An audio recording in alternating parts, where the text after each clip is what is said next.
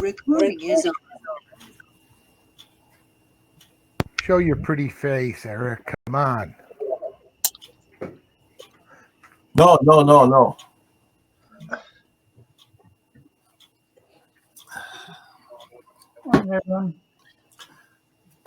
Yeah. Ah!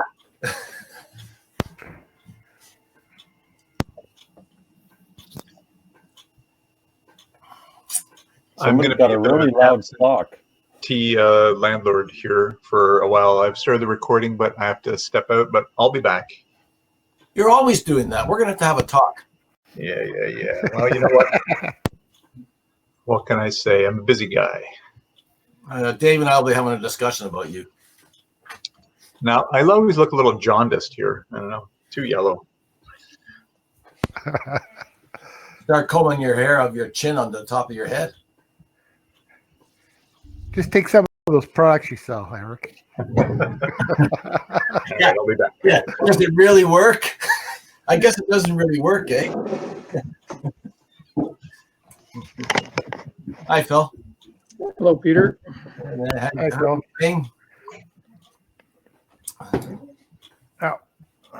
I'll be back in a few minutes. Wait and see if other people show up. You got 1 minute.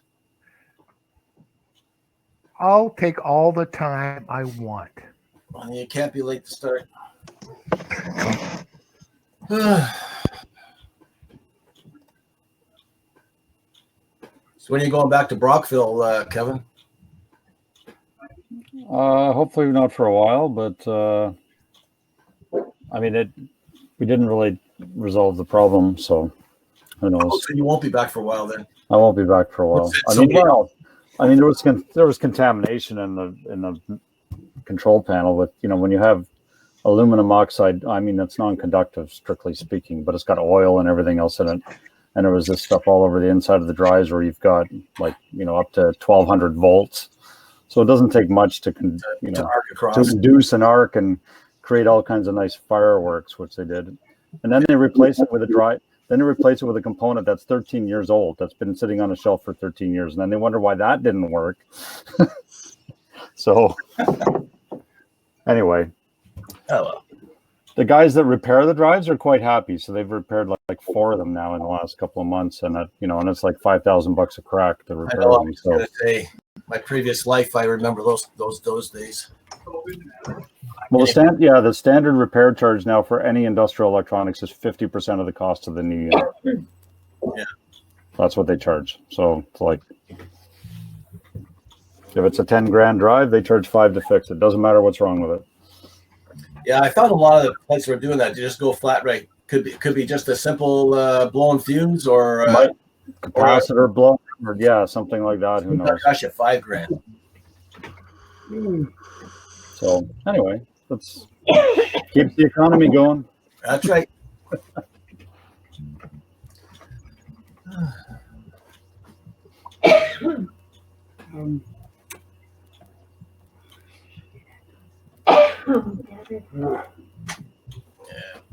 Oh.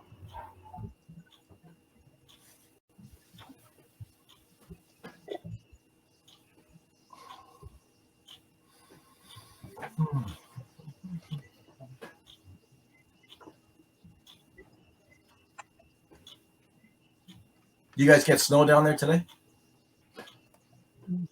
In Toronto? Yeah. No, Brockville. No.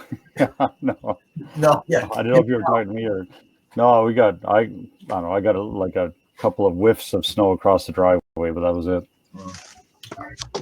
Why are you shoveling? No.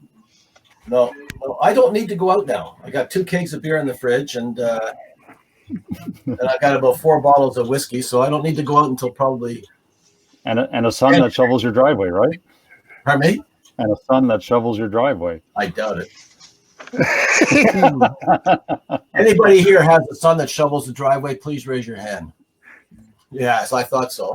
My stepdaughter actually shoveled it for the first time ever a couple of weeks ago. So that was a bit of a breakthrough. I think because I accused her of being sexist because she always expected me to shovel it. And I said, I do dishes. Shouldn't you shovel the driveway? I must have worked. I follow your your train of thought there, but I know it wouldn't work. Oh, well, it worked once. Yeah, once. Anyway. I don't know. One more minute, and then we'll get started.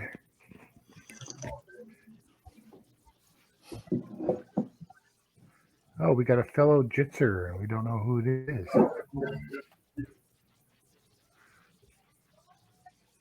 It's got to be Wayne, Pete, Eric. Oh. Hey guys, sorry I don't know how to put my name in this thing. It just shows up my call sign. That's fine. As long as it doesn't say fellow jitzer. What you do is you go to the bottom right corner, the dots, Yeah. and go to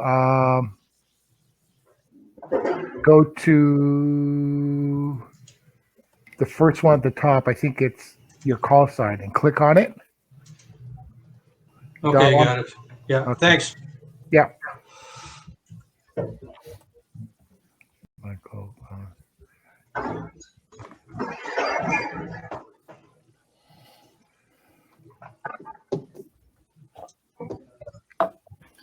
Yeah, and Ken, the other way to do it is if you haven't set it up at all, you can go into settings, and then from settings you go to profile, and then there you can put your name and or call sign. Yeah. And what else? And everybody, if you go to manage video quality and set it to standard or low, then it won't slow things down.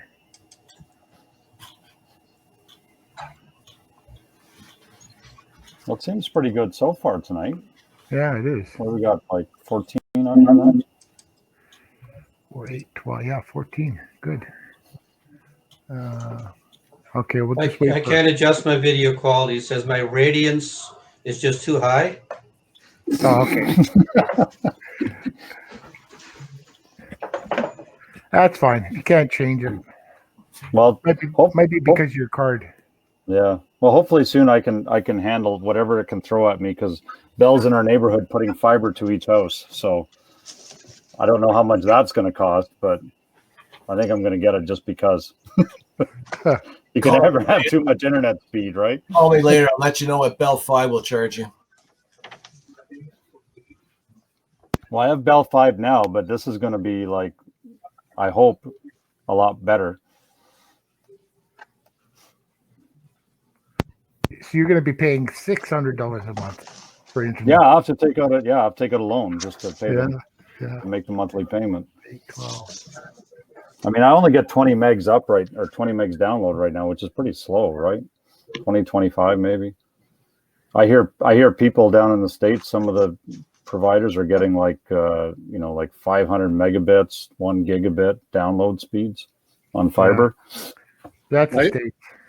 I've got Bell 5 and I get 1 gigabyte or gigabit down, 1,000 Wow. megabits. Yeah. So you have fiber into your house?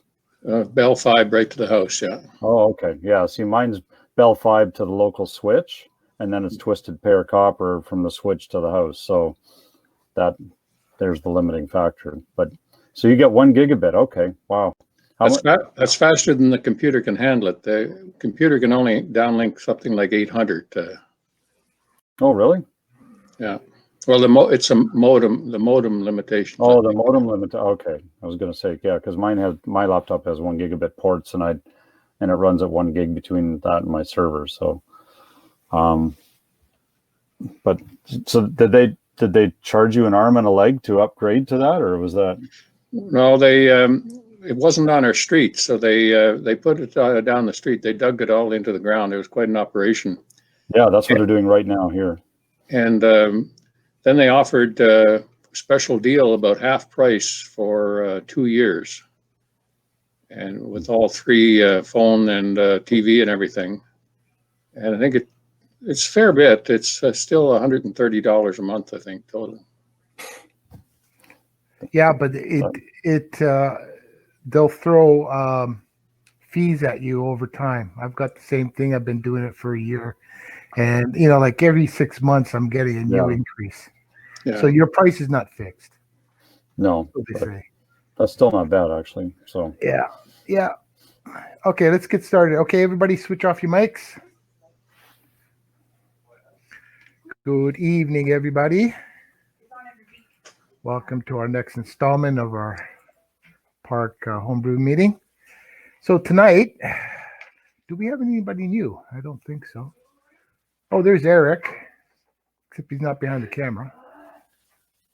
Yeah, everybody. Okay, cool. Okay, so tonight we got a presentation from Hassan on FPGAs.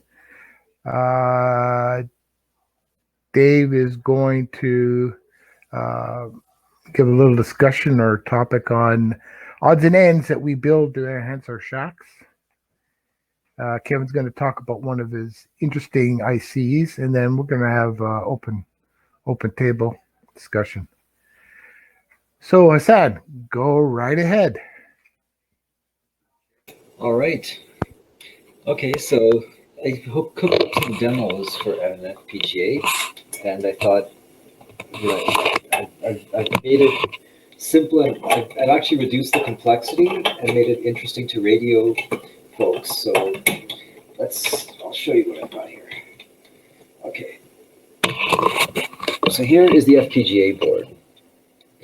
It's a DE0 Nano. It's about $80, cheaper with the educational discount. And it looks just like an Arduino or something.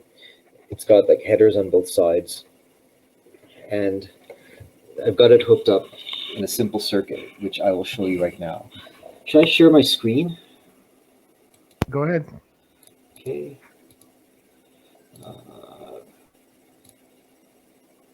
do I show the entire screen? Okay, it's a large screen, so tell me if it's going to be a bit. Can you guys see it?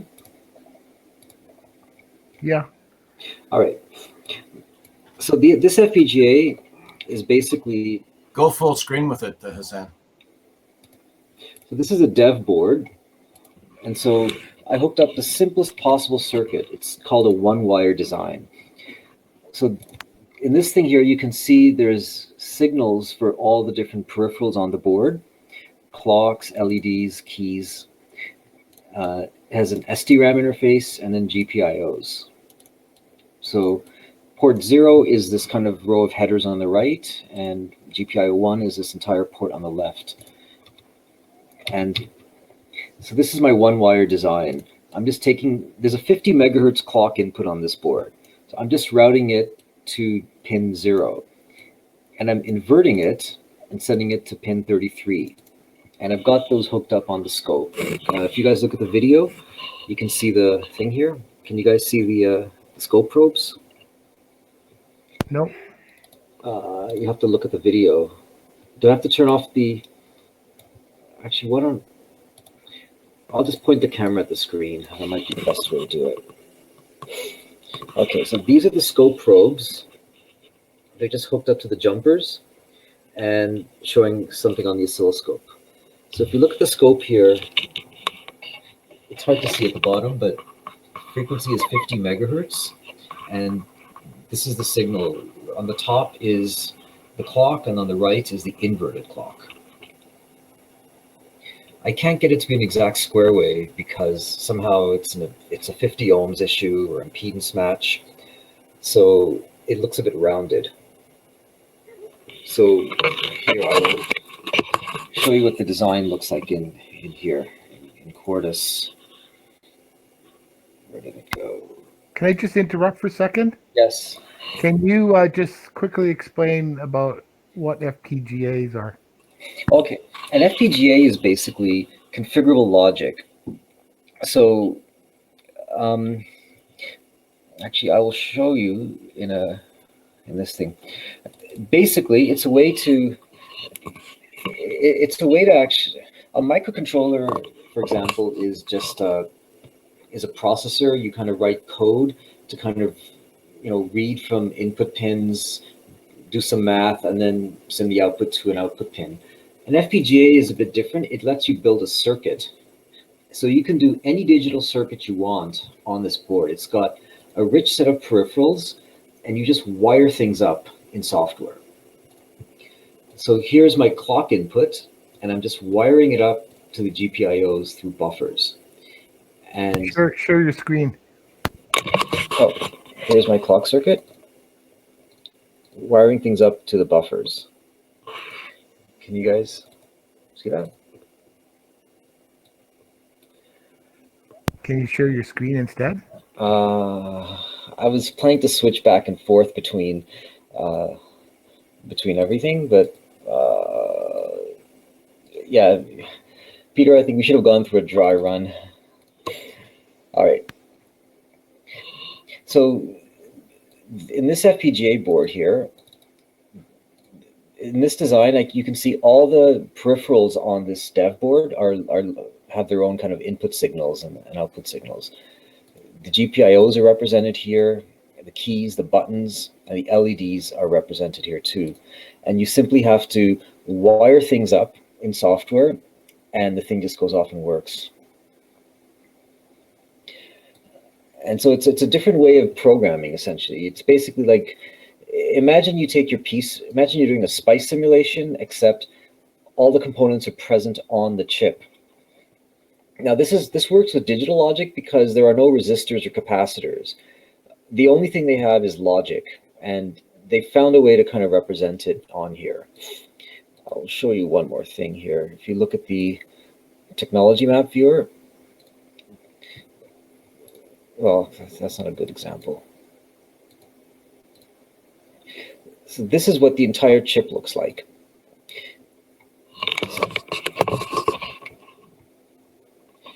You can see here, it's got all these logic elements, these like square things. Each of these can do like a simple gate or something, an AND gate, an OR gate or something. And you simply wire these up. In between them is a lot of wiring.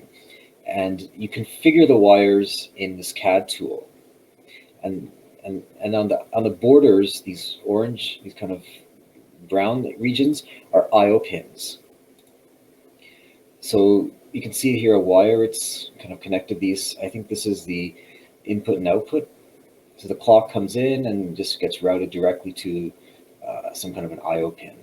And this is the simplest possible design. And you can change it all on the fly. So if I wanted to do something else, like if I wanted to make this the negative and this the positive, I would just do that and recompile, and then these things would flip. So that's a simple example. I'll show you a slightly more complicated example now to show you what the power that these things can do. That was simple. And this is a PLL. So what I've got here is I take the clock input and I've instantiated a PLL, a phase lock loop. And if I click on this,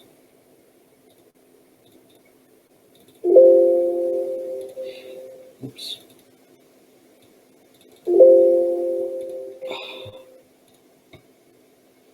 Okay. All right. So this, I can add a PLL or any digital logic element just in software. So I've done a whole bunch of experiments and I did not touch the hardware at all. I just had these jumper wires hooked up to the scope and I can see different things. I choose the input, I choose the PLL parameters, and I choose the output clock. Here I set the clock division factor, divide by 50. So my 50 megahertz clock turns into a 1 megahertz clock. And I'll show you what this looks like. I'm going to program this right now on the FPGA. And I'm going to stop sharing and show you the oscilloscope.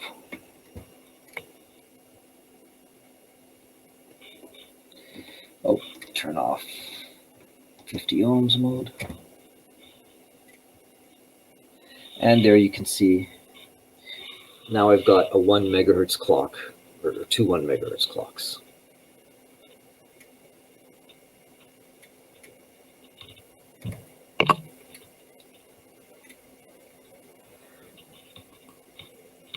And so without any hardware changes whatsoever, I've now programmed this to be a 1 megahertz oscillator. And so in this design, oh, and there's one more feature. I can press a button and turn off one of the clocks. If you can see,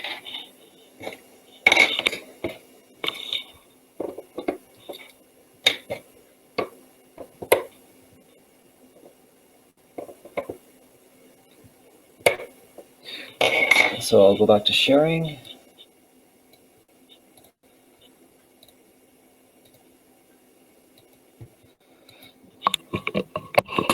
So now what I've done in this circuit is I've got the clock going into the PLL, and the two clocks that I defined in that dialog box show up here. C0 goes to one GPIO, this one goes to this GPIO. And the two clocks are just slightly different. How did I configure them? Output clocks, one is 1 megahertz, and the next one is, I use a slightly different divider. It's like 2 kilohertz off, 1.002. And here's another thing I did. So the keys, the two buttons on this board are key 0 and key 1. I put them through an AND gate. And then by pressing one of these, I can actually turn the clock on or off. Because when this is 0, the output of an AND gate is 0. And when this is 1, the output follows the other guy. And I also piped them to an LED. And I inverted it just so that it's off most of the time.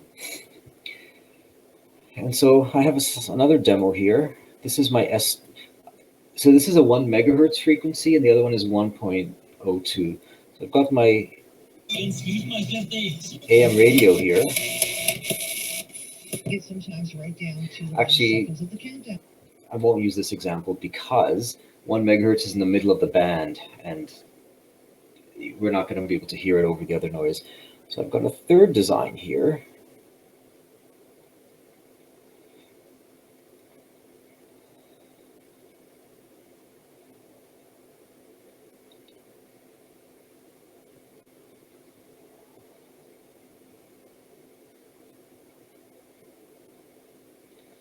There's FSK. This one here.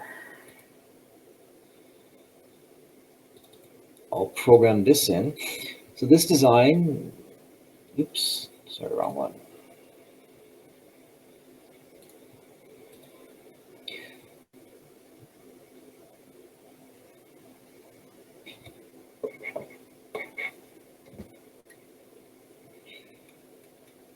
Okay, so this design, I switch between two frequencies. 1 megahertz, I set the frequency higher. It's 2 megahertz and 2.5 megahertz. And if I show the SDR output, I'm going to play this. 2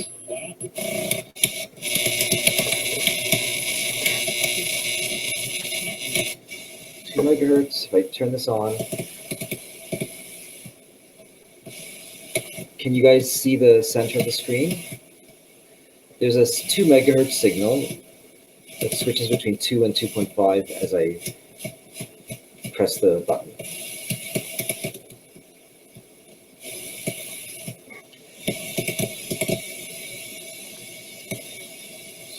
Turn off the audio. Can you guys see this this entire spectrum band here? This is my SDR piped through a ham-it up converter. So it's showing the band from 2 megahertz in the center here, and then 2.5 on the side. And so my signal only seems to appear when I've got a move the antenna. I think the issue is it's last week. Oops.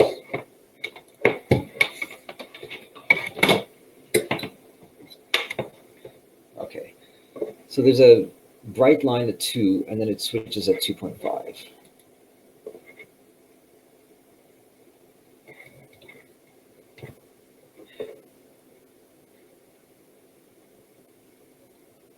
So this is a 2 megahertz signal, and then by pressing the button, I switch to a 2.5 megahertz signal. Can you guys see this? Yep. Okay, so I'll show you how I did that.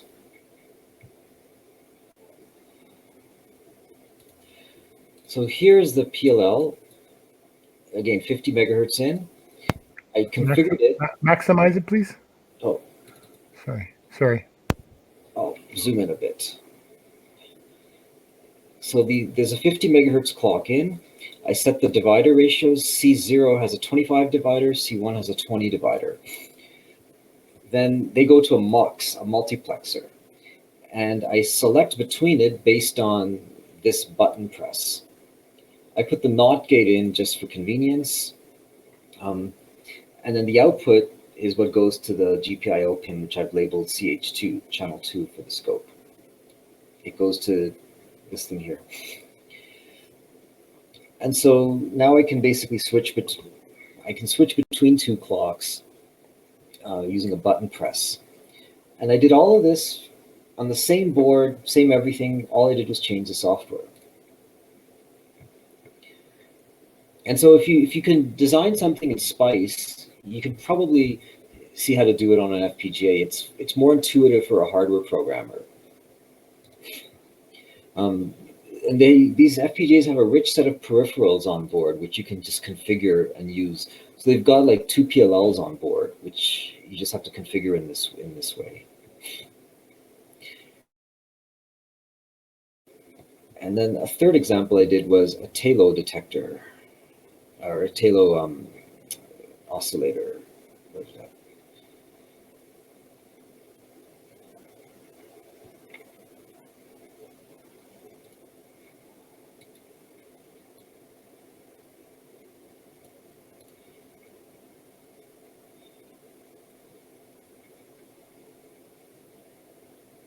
No matter how many times you prepare, it's hard to get it right the first time in a presentation. So here I've set up a different circuit. This is a phase lock loop with a clock input, and I've got 4 outputs at different phases. 0, 90, 180, 270. If I program this into the device, I've got a separate window open to show you what that's going to look like. They've got a logic analyzer built in. So I've captured a trace from here, and you can see I'm using 4 GPIO pins this time, and you can see that there's 4 clocks, and each one has a 90 degrees phase shift. And so we've gone from a simple 1-wire design with just a clock signal being routed to an output pin to now you have a phase lock loop with 4 phase outputs, all within just some software.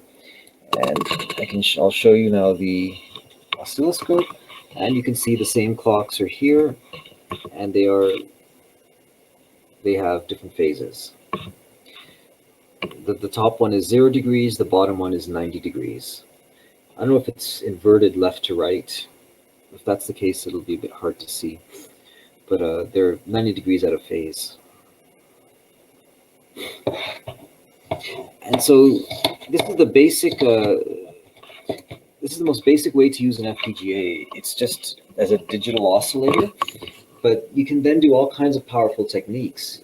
You can talk to DRAMs.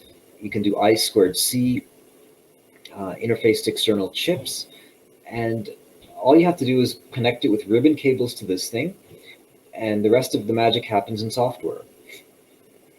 And as a result, you can then you can program things, and basically any digital circuit you can imagine, you can build on an FPGA, as long as its frequency is less than, like, I don't know, 400 megahertz for this particular model. So it allows you to do rapid prototyping, and you just have to design your digital logic in such a way that, I mean, all the digital logic is inside the chip, so you don't have to worry that much about capacitance and impedances and stuff. You can basically ignore the impedance. You just have to worry about delay through the wires, and that's what limits your max frequency.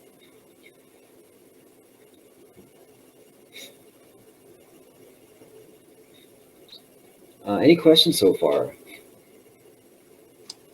I've got a question. Yep. When you transfer your software design to the actual chip, then you can take the chip away, take the power away and use it somewhere else, and it retains that programming. Is that correct? Yes and no. So it has Flash built in. So there's a default program. So you can do that. I haven't done it in this case. I just let it sit with, as you can see, when I reset the power, there's a different design loaded and the LEDs are flashing. That's like the default design. But in general, yes, you can program it into Flash. I've only programmed it in its memory, so it gets erased when I...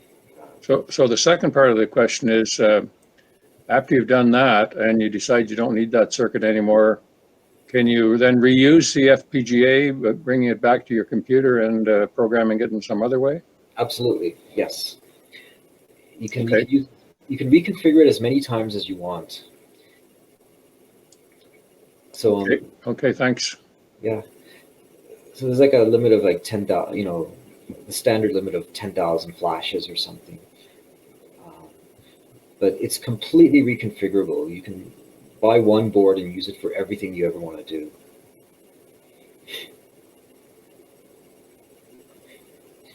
I think Wayne had a question.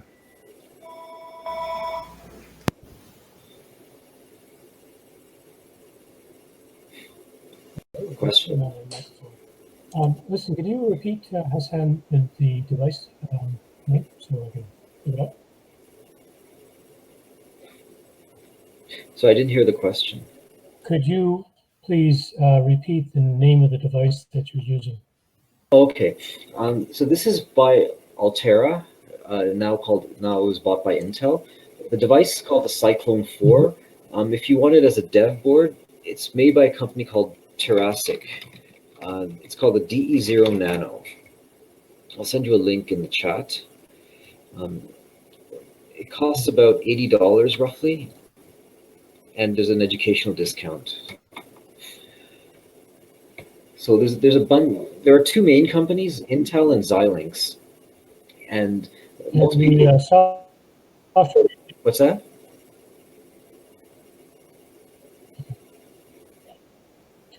The software that you're using to work on is from the manufacturer. Is that correct? That's right. It's called Quartus.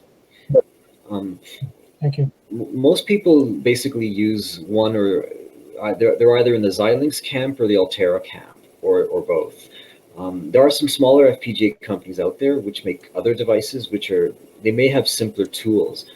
I should mention that FPGA design tools are probably the most complex, among the most complex out there.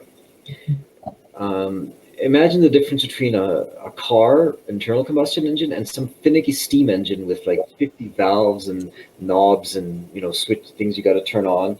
And if you don't turn them on in the right order, the whole steam engine will just blow up. Well, that's what an FPGA is like that. There's a lot of things to tweak, and a lot of these guys have been doing it for 20 years, and they basically know exactly which knobs to turn to get the most performance out of it.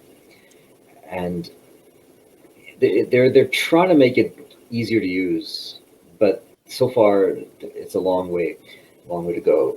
So Lattice, I think, is making an open source FPGA, and they're trying to kickstart sort of a whole new generation of design tools which make it easier to actually use, but it's not there yet.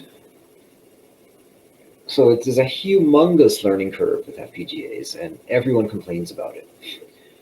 But if you want to do anything like really fast in radio, there's no other option. I mean, FPGAs are the way most SDRs are. In fact, I've got the Blade RF SDR, and if you look at the circuit board, it's got 3 chips on it.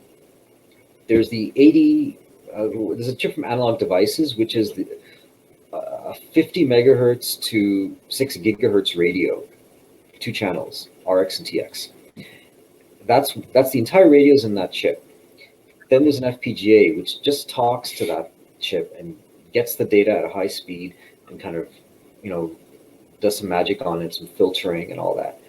And then the third chip is just a USB 3 interface. But that's all you need to build an SDR that goes up to 6 gigahertz. The FPGA is used to basically get the data.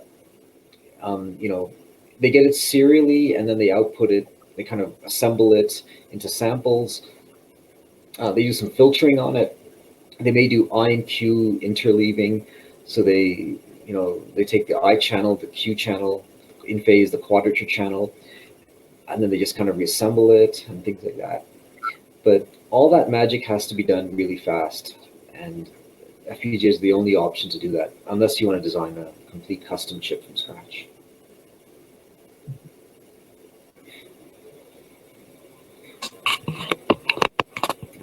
Any other questions? Yeah, it's Michael V3TQI. So I take it that the little box to the left, to the right of your mouse, and about at the top of your keyboard, that's where it is, right? That's it. Yeah. And but physically, it's much smaller than that, right? It's a little chip inside, right? It's this guy right here. Okay. Yeah. And the rest of it's just the peripherals to make it work. That's right. In fact, this FPGA has a smaller FPGA on the board next to it, which is used for the USB interface. And then there's a lot of power circuitry and buttons and LEDs and stuff. And I think there's an ADC on here as well. That's usually external. FPGAs are actually wonderfully efficient. They actually have a lot of DRAM on board. And so there's a lot of peripherals there. And they have high-speed interfaces. So you can do like PCIe and 1 gigabit per second Ethernet and all that. So they went through a whole bunch of different phases. Originally, the purpose of an FPGA was kind of like a programmable logic device. If you remember those PALs, programmable logic arrays.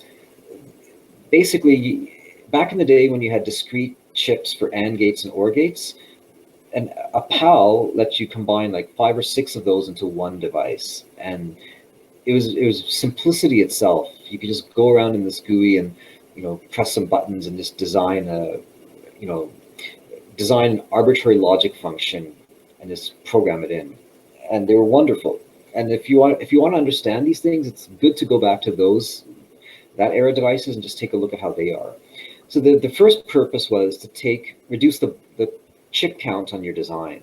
Instead of a large circuit board with a lot of little discrete parts wired together, you just have one chip which does what 5 or 6 chips do.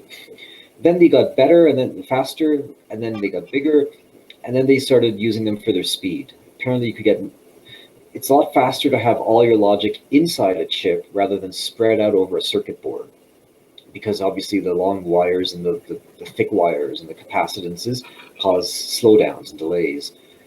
If you think about it, when you have a long wire and you drive a voltage, your voltage is going from 0 volts to like 1 volt. It has to charge up the wire before the signal gets to the other end. It's like an RC slow pass filter. You have a step function on your driver, like a logic pulse, a sharp pulse, but then at the other end of the wire you see a slow RC roll off, and there's a long time before it actually gets to full voltage. That's delay, and that's what limits the speed of your circuits. So FPGA has no delays because there's no physical wires. It's all internal wiring in the chip. Then they use them for high performance. Then the next phase of evolution happened when they started putting high-speed interfaces on here, and now these things can be used they have like 56 gigabit per second interfaces on these chips. So you can use them to talk to DDR memory, fast IOs, and things like that. And they're the only way to interface really fast to something like that. And I guess now they're going through another phase of evolution. they're hooking them up to AI accelerators and stuff, but they're always trying to reinvent these things and figure out what to do with them. So if you want to build a 5G base station, I think you probably have to use an FPGA nowadays. They're all done this way. Go ahead. Who's next? Peter?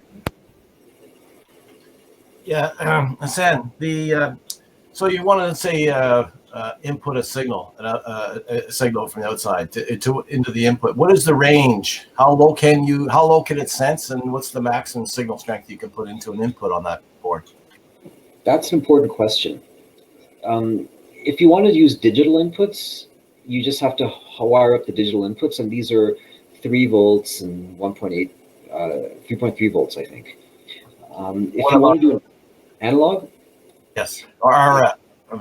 RF. So, okay, so they can't directly sample RF. What you need is an ADC somewhere on the PCB. So on this PCB here, one of these little chips here is an ADC. It's by Linear Technologies, I think. That's what samples the analog signal. And then it talks to the FPGA over a serial bus or parallel bus or whatever. So the FPGA just sees a digital interface to an analog chip and gets the digital inputs directly. Okay, I get you. So now is the ADC on board, or you have to use an external one? The more expensive FPGAs will have an onboard ADC, and I think Intel's most expensive model cost about $5,000 and had a 10 gigabit per second ADC on there. Okay, well, you answered the question big time there. Yeah. So, I mean, I've only ever seen one of those devices once. Okay. They're ridiculously expensive. But Right, basically, I mean, if you designed your own board, you would just put whatever ADC you wanted, and then just talk to the FPGA.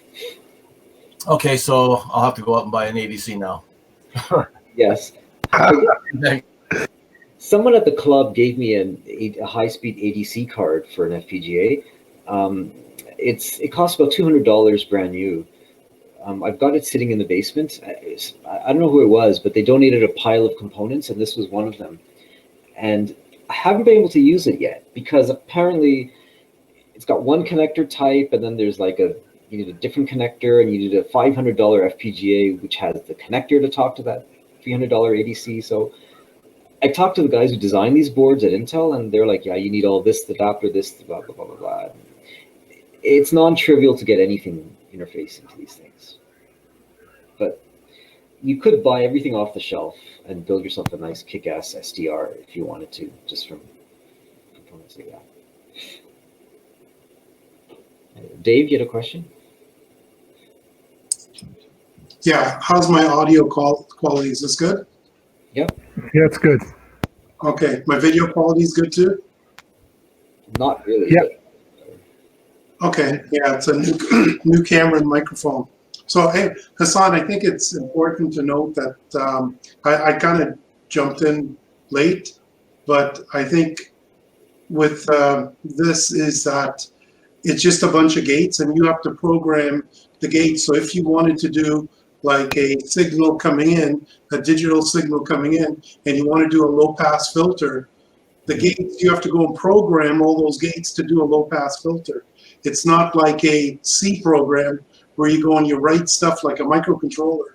You have to go and create a low pass filter, and in the library, I assume they would have modules or configurations where you could just drop in like a low pass filter and it knows how to configure the gates. Is that correct?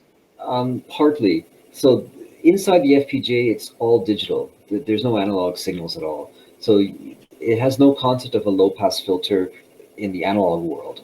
What you would instead do is you'd have to digitize the signal through an ADC. You would get a bunch of numbers. Let's say you get 8 bits coming in on 8 wires, and that's your like 8-bit number. You would then take that and then run it through a multiplier, and you'd multiply it with some, let's say you multiply it by a constant 0.5, and that would scale it down. And to do low pass filtering, you would kind of like do a moving average or something. You take the 3 samples and then average them together, and that would do your low pass filtering. So it'd all be numeric computation at that point. Yeah, that's what I meant, Hassan. It's all done in the digital domain. It's all gates. It's Yes. all logic gates that you have to go and program those logic gates to do a digital low pass filter, or whatever you want to go and do a mixer. If you want to do a mixer, you're gonna have to create those gates to go and create a digital mixer for you. That's right. And they have DSPs on board these things, so you can do all of that. Although I did try out one demo. If you have digital signals, like two digital signals of different frequencies, you can mix them with an XOR gate. So I did actually create one, but I didn't have a low pass filter on the other end, so I couldn't actually, when you do a mixing, you have to multiply and then LPF it before you see your signal. So without that, I couldn't actually see if it worked correctly. But And so that's what I was getting at. These boards are extremely complex to go and use. It's not like an Arduino, although you could go and build an Arduino with one of these. You can go and configure the gates to become an Arduino. Yes. Well, you could put an entire processor on here. So that's actually what some people do. It's called a soft processor. So you can download like processors and run them on FPGAs. And for digital hardware engineers, it's an extremely useful device. You can prototype anything you wanted on here. In fact, I work at a chip design company, and they've got server farms of, well, they don't, Synopsys does, but they rent out server farms of like thousands of FPGAs, and they'll simulate a humongous microprocessor like the one in your computer. And you can actually verify that it's working before you've actually got any silicon. So they're good for prototyping. Is the language similar to is it called the HDL, where you go and you program a chip? Is it similar to that, where you're programming the chip? Yeah, it's called VHDL. Okay. And so there is another language called Verilog. They're both used. I think it's just a preference as to which one you like better. So Verilog is kind of like C. For a hardware person, it's actually easier than C, because C is kind of a softer language, but VHDL is very close to hardware. So it has a reputation for being difficult because most people aren't used to it, but I personally think it can be easier. There is this one thing they're trying to do. They're trying to use OpenCL so that writing code on an FPGA is just as easy as writing a for loop in C. That's still a work in progress. It is possible to do that, but basically your mixer would be a multiplier and your low pass filter would be, like a moving average filter kind of thing. You just take three previous samples, multiply it by certain coefficients, and that does your filtering. So that's the FPGA guys' solution to how to make their things accessible to software programmers. But there are people who are building SDRs using that system. I haven't done it myself, but it's still not where it needs to be. It still needs to be a lot easier to program.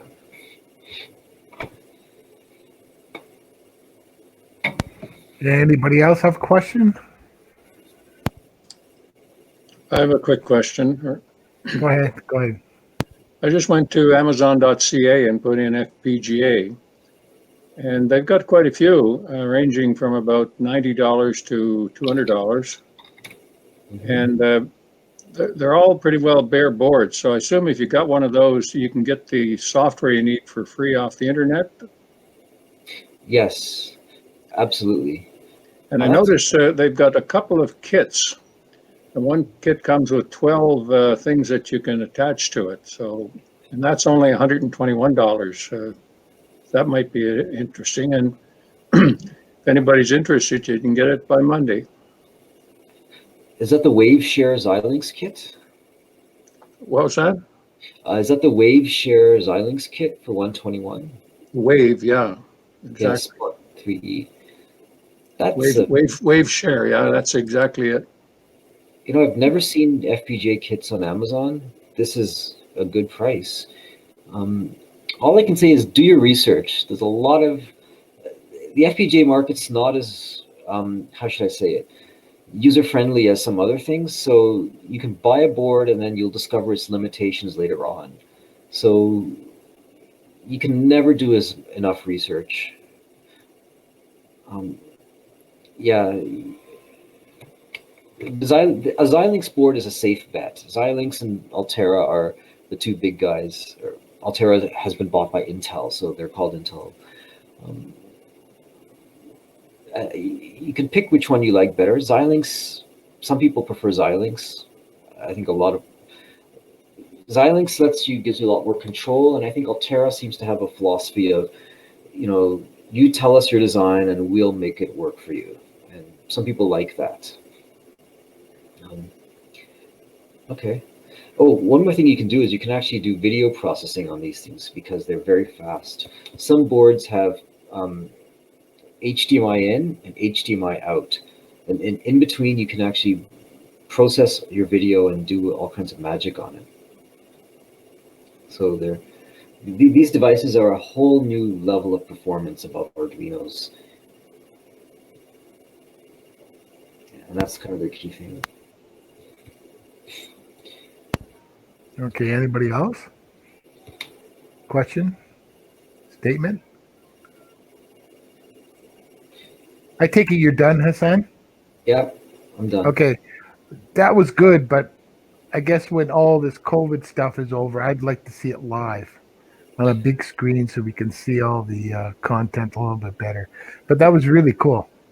Really cool stuff. It's a lot like GNU Radio, isn't it? Yes, I think GNU Radio. I mean, all the software-defined radios have FPGAs in them. There's probably no other way to do an SDR today. And so, if you want to do anything related to that, you can use these. I mean, yeah. For a buildathon project, I think it's very tricky to design these things because just the power supply portion of it is so complex. They're very finicky devices. So designing a board from scratch is not easy, but buying a board off the shelf and just plugging it into other stuff, that is doable. And we could look into that at some point if we want to. Yeah, that's a good idea. Go ahead, Dwayne. There is a Arduino compatible FPGA module out there, and basically what they do is have the FPGA there, and they basically implement a Arduino processor with a lot of the stuff in it. Plus, you have the extra space for it, and you can actually program it with the Arduino IDE. Then you use some of the other FPGA software to go in. Configures the extra space that's still in that FPGA, and I think they're about like $50. Okay, interesting. So it's Arduino compatible? You mean like the pins and everything? I'm not sure if it's directly pin for pin compatible, but it has the same capabilities and it's programmable. Just by the Arduino IDE, if you really want to use it as a fancy Arduino. Ah, I heard about this. Yes, it was Intel made this. I think it was there was a name for this. I looked into that at one point. It's an interesting idea. I think it had limitations. You could basically use the FPGA as an accelerator. So if you had like an array inside your Arduino and you wanted to do some heavy processing on it, you would call predefined functions on the FPGA. So all it looked like to you was you're calling a library function to sum the array or multiply two arrays together, or do what Dave was saying, low pass filter. And so the FPGA thing was all invisible. You didn't have to see it, but it never really caught on because it's probably just too expensive. But yeah, that was something that they tried at it might have been the MKR VDOR. That's it. Yeah. I put it on the chat there. I found it. It's on the Arduino website on the store there. Mm-hmm. Yeah. Then there's a bunch on eBay. Are they cheaper? 40, $41, $42 somewhere on there. Yeah, it's 72 on the Arduino store website. Yeah. And 6 months delivery, Peter. I got lots of toys to occupy me until then. Yeah, I know. There is one more option. You can buy an SoC board. So it's kind of like a Raspberry Pi. They've got an ARM processor on there and it runs Linux.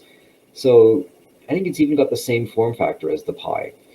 So you're running like Linux on an ARM processor. There's a HDMI output for your monitor and your keyboard. And meanwhile, there's an FPGA on board. So you can program the FPGA to do all kinds of, basically any custom hardware you want to add on top, like a motor controller, PWM. You could probably add a DDS on board if you wanted to. And so that's one way to do it, although you would have to get deep in the nitty-gritty of programming memory maps and stuff and interfacing to do anything useful. So again, if you're in an electrical engineering course, it's like a one-day lab to actually learn all this stuff. But if you're not, it might take some time.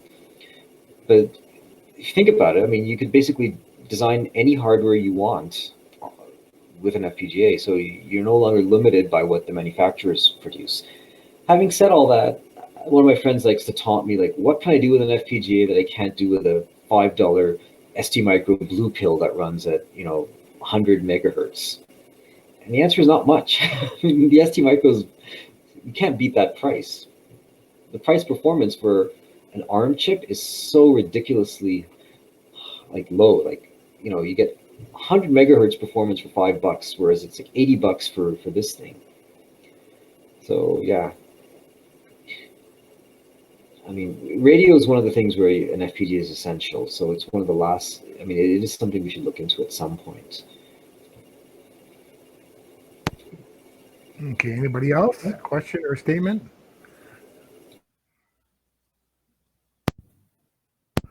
Oh, that was good. That was good. Thank you, Hassan. Oh, you're welcome.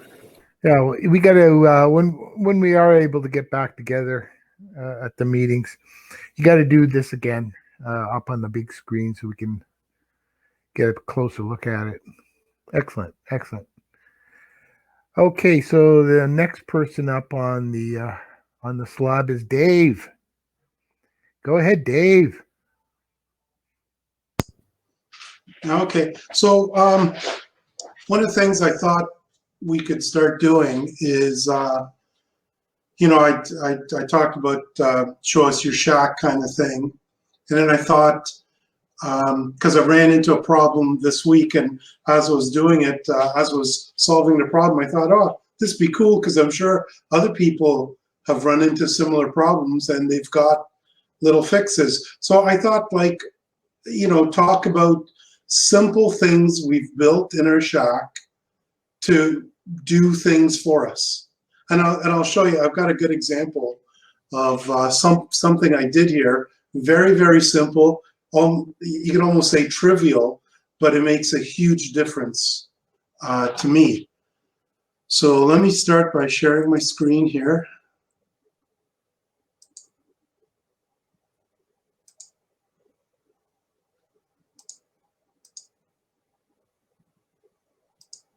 So can you guys see my screen?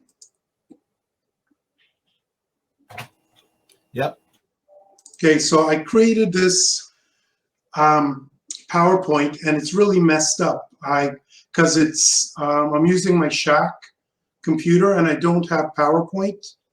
I've got the Open Office Impress, and so if I had PowerPoint, this would show, because I did some really cool things with background slides, and it doesn't work in Impress. So I had to export it to a PDF to make it work, and everything's all messed up. So please ignore that. Okay, so let me get down here. And so here's the problem. Okay, my prior shack, I had a computer and I had amplified speakers. So I'm sure we all have, some of our PCs have built-in speakers. My desk, it's a desktop or a tower unit that doesn't have a PC speakers built in. So I had external speakers that I had plugged in. And at my old shack, they were ripped. They weren't very good. And I didn't want to pay to move them. So I just chucked them. So, you know, it's far easier for me to go out and buy a new set of PC speakers. But I had, you know, a really cheap LM386 amplifier module, and I had some old speakers kicking around. I thought, hey, you know what? Why don't I just build my amplifier module that I could slap onto a speaker? So I had these modules. I had bought these modules quite a while ago. I had two of them. One of them actually burnt out. The chip actually burnt out, and I removed the chip and I have to replace it.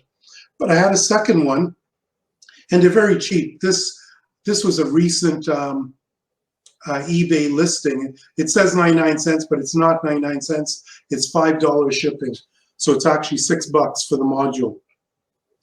Module, it's got Recording is on. It's got 4 pins.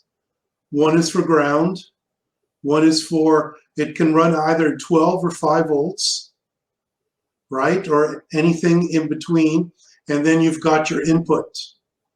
You got 2 pins here for your input. There are 2 ground pins. One pin is input, audio in, and the other is your voltage, your source, VCC. Then you've got your output for your speaker. And you can see here the module. Here's the module where the chip is missing here. And it's also got a volume control here. So I decided to use this module and create my own little amplified speaker. So here's kind of the build. So instead of using a Altoids tin, I used a Sucrets tin because I had kicking around and I didn't have a good use for it. So basically what I did was I got the module, I put it inside. You could see a paper, cardboard backing in the back so it doesn't short out. I put a little paper back at the bottom of the can. Here's my power supply coming in, and it gets routed to the header. And I've also got this cable here is the output from my PC. And so I use RCA plugs, and I did a really good job getting the colors right. And so I had a RCA jack to a phono jack cable. So I plugged the phono jack, the audio jack in the back of my PC, and the RCA jacks here, and that comes in. And I have 2, I think I used 47 microfarad electrolytic capacitors to combine the 2 channels into one. And that way I'm not shorting it out. It's not a DC short, it's an AC short. So I used a nice large electrolytic capacitor so I could get the low frequencies to pass to make it through.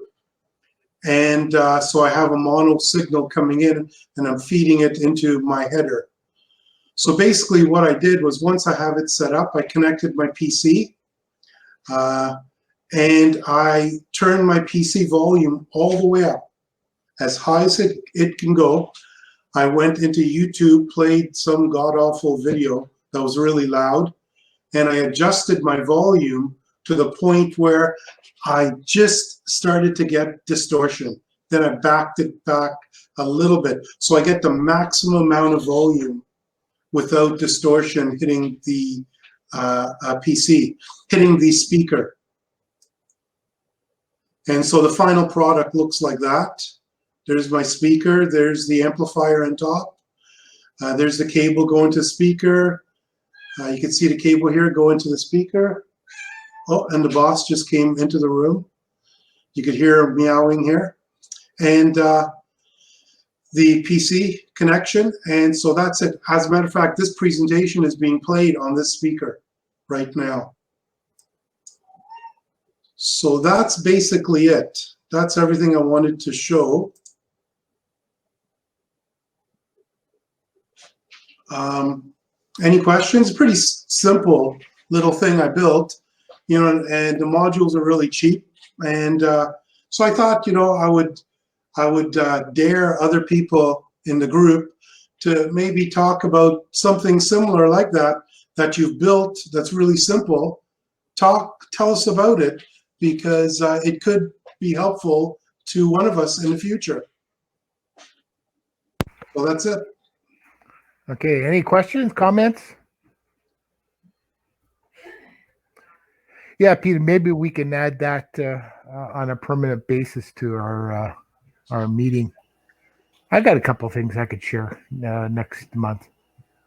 Okay, sounds good. I'll put you on the agenda for that one then. And no, it's a good idea, because there is a lot of little between adapters and little doohickeys, shall we call them, to get around different things. Matter of fact, I even got some I don't even know what I built them for originally, and they still sit on the shelf. And the really stupid thing I did was I built it with the board that didn't have the chip. And I built it, and I couldn't figure out why it wasn't working. Scratching my head, and I'm scratching my head, and I can't figure out why this thing is not working. And I'm looking at it because it's got a little power LED.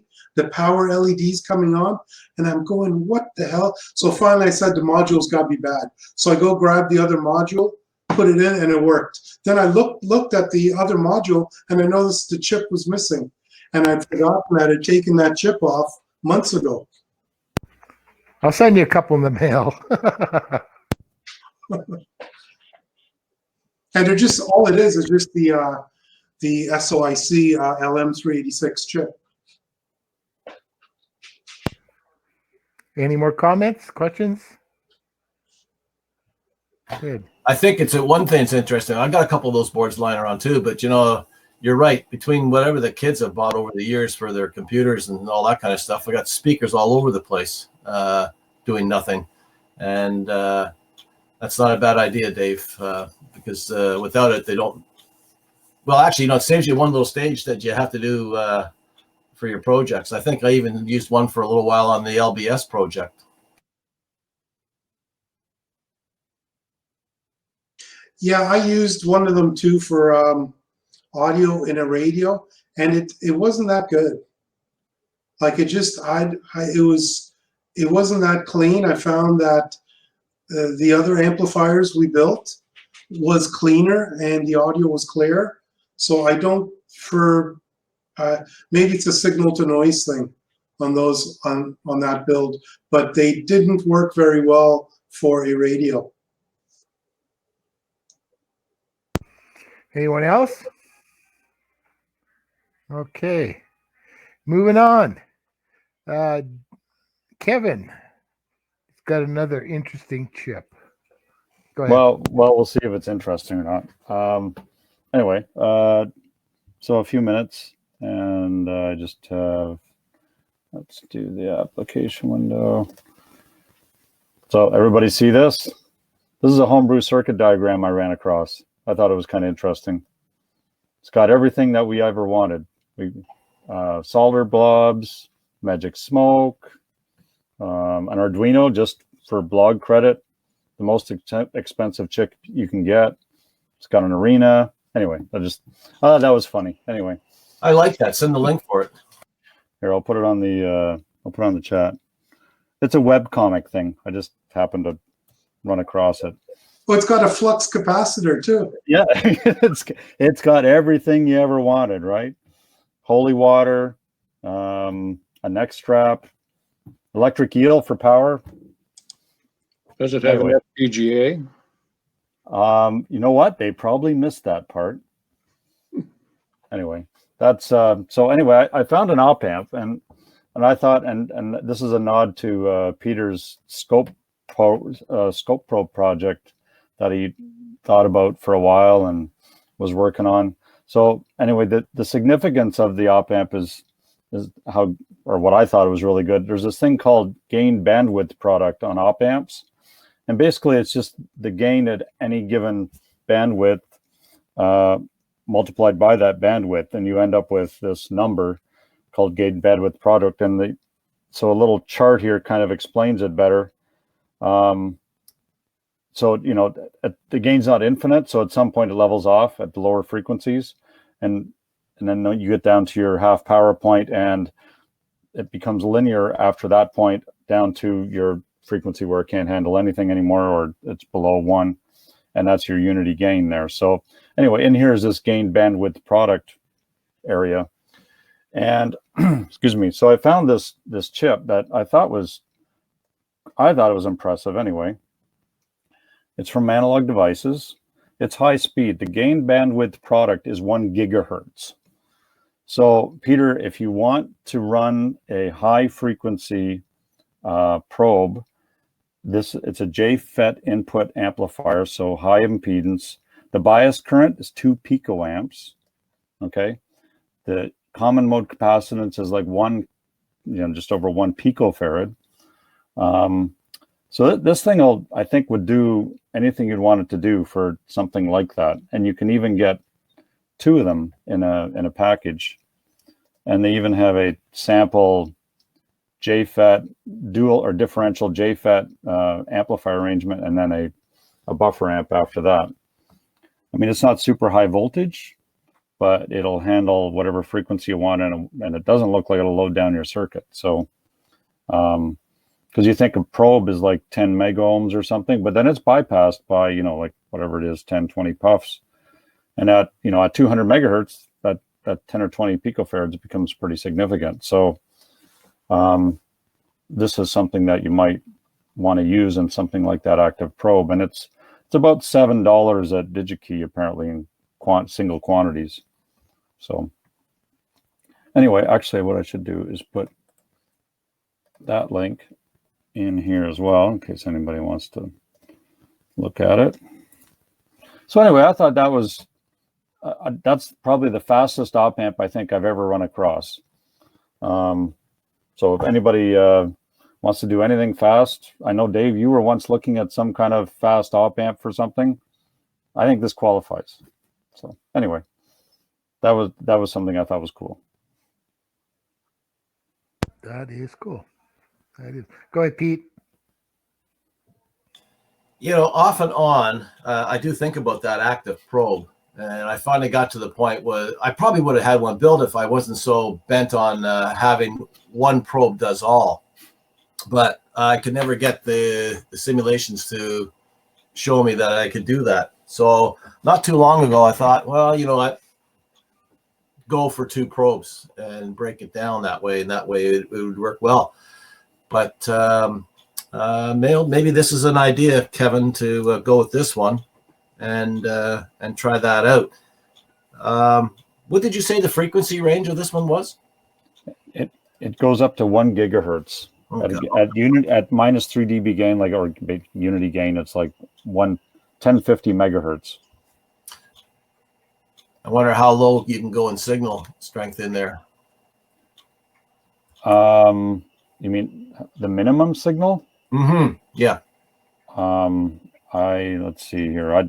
It'll depends how much gain you want to put, or how much gain you want to program in there, I think. And they're saying that there's very low distortion, low input noise, 4 nanovolts square root hertz at 100 kilohertz.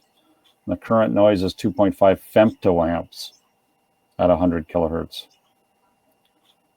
That sounds pretty low to me. I'm not exactly sure what that means, but it sounds really low. I mean, femtoamp is 2 to the minus 15, right? So, or 2 times 10 to the minus 15.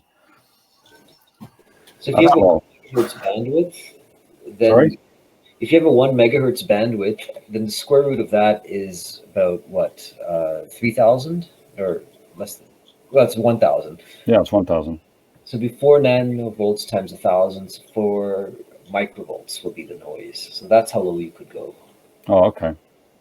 I think. Okay, convert that to dBm. Quickly. Is S9? No, S8. S8? S2, sorry, S2. S2. S1 is 1 microvolt, I think. And that's at 50 ohms though too, right? So it depends what your impedance is going to be. This is still have some work impedance, right? So there's still some work to do to get it down to like minus 80s and stuff like that. Yeah.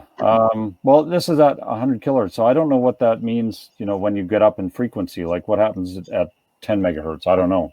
That Hey, Kevin, the noise, with that noise, that's the noise of the chip itself.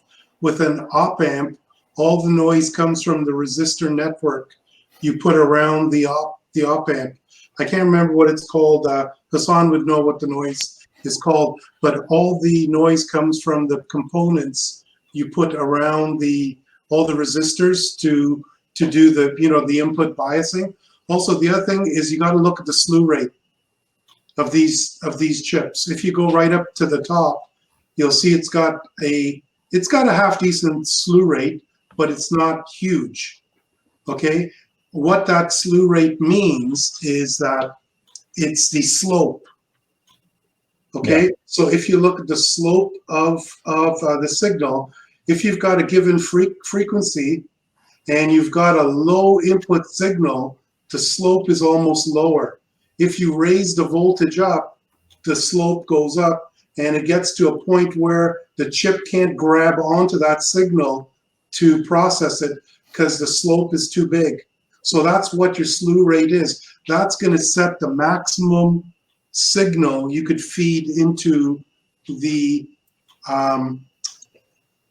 op amp at a given frequency. So the higher frequency you go, it means you have to use a lower signal going in, and the lower frequency you could use a bigger signal or something like that. There's a calculation that you could do. I've got it in a spreadsheet where you could take the slew rate and you could figure out your maximum bandwidth, something like that.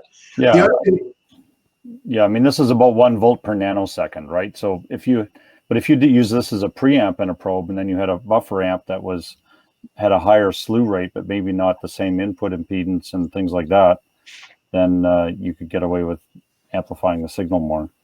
And there's a reason why a lot of these chips will say gain equals 1 or gain equals 10, because I've found that a lot of these chips, it's not a variable gain chip. It's set to, if you go down to, there's typically a gain curve. And if you look, they'll have what various values of RF and RG are, and they'll give specific values that you should use. And if you don't use those, it doesn't work. Because I've run into chips. I'm not saying this chip is that way, but you got to be careful how you get the gain, because it might be discrete steps. Oh, here we go. Yeah, see, they'll have gain equals 5. So, there's a reason why they're probably saying gain equals 5, right? And what's a gain of 5 in terms of dB? I think gain of 10 is that 10 dB? No. No, voltage gain. Yeah, no, that's like, 20, so 20 is 10 dB for voltage gain, right? Okay, so so you're looking at, not that much big gain you could put in here if it's limited to 5, a gain of 5. So those are, I've gotten bitten because I've tried so many of these chips. You're right, Kevin, I played around with a lot of these chips to try and get the lowest noise because I didn't want to build these discrete RF amps. I thought, why not use a op amp? But there's a reason why you do that, because these things, they're limited in gain and frequency response and noise. Yeah, if you look at this one here, so that this first curve, so a gain of 5, you're effectively starting to drop off at 20 megahertz. Yeah. But if you drop the gain to 2, you can hit 100 megahertz. So then you'd need a buffer amp behind it then to help out, right? Yeah, and so and then you got to factor in the slew rate as well into this. So and so there's a lot of subtle nuances with these op amp chips that will bite you in the butt.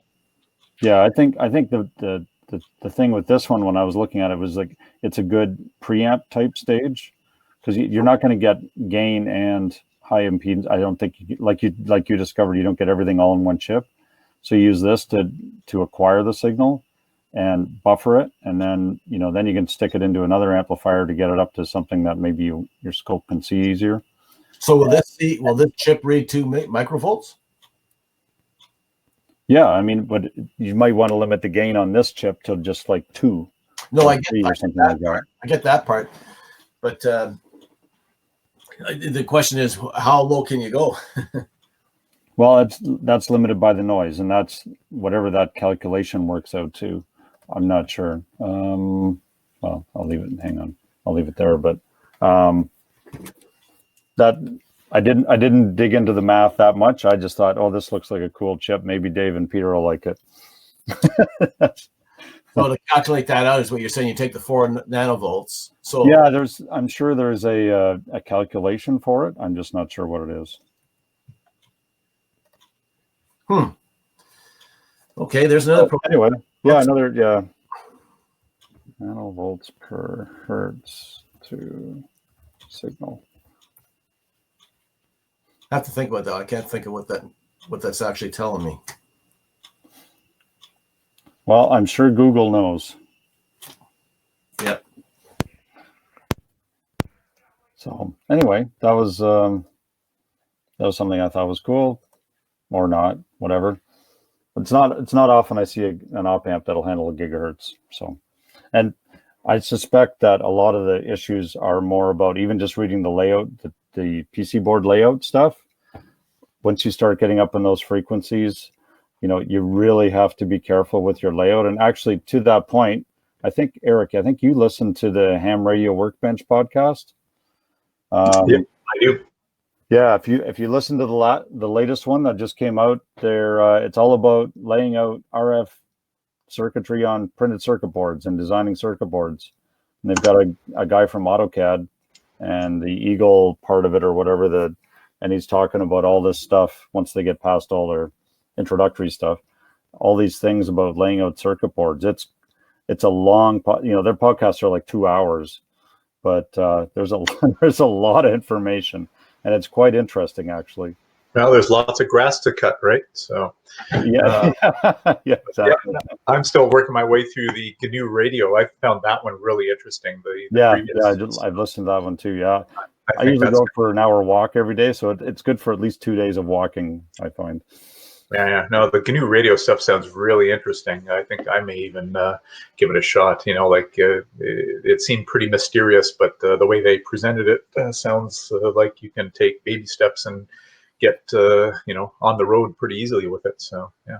Yeah. No, he talked about something that I read in this layout was that when you're doing a strip line and you want a constant impedance, you'll run a ground plane underneath the circuit, a trace above, so you'll have a single trace, you'll have a ground plane underneath it, and then maybe you go through a capacitor or inductor or something, and he says they'll actually skip the ground plane underneath because it changes the impedance, because now you've got this larger area of a component and all this, and they'll skip the ground trace and then continue on the other side.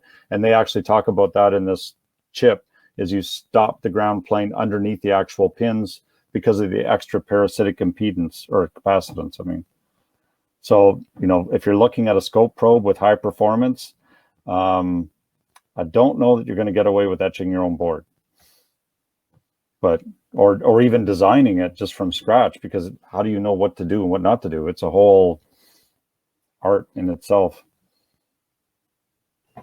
But designing your own board would be, that issue becomes when you're talking way above 30 megahertz. Yeah, he said it really doesn't matter too much until you start getting up around 100 megahertz or so, certainly out of the HF band.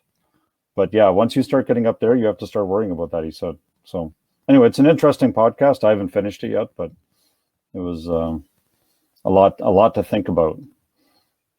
Makes you appreciate what these guys are doing in the computers and everything, running at 3 gigahertz clocks and stuff. Go ahead, Dave. Yeah, just to, Kevin, that is a good chip. I'll just show you as an example. The chip I used as my preamp, and that chip, you're showing there is actually probably better. And I just want to show you the data here from the other chip here. This is what I was saying. Can you guys, you can see my screen here, right?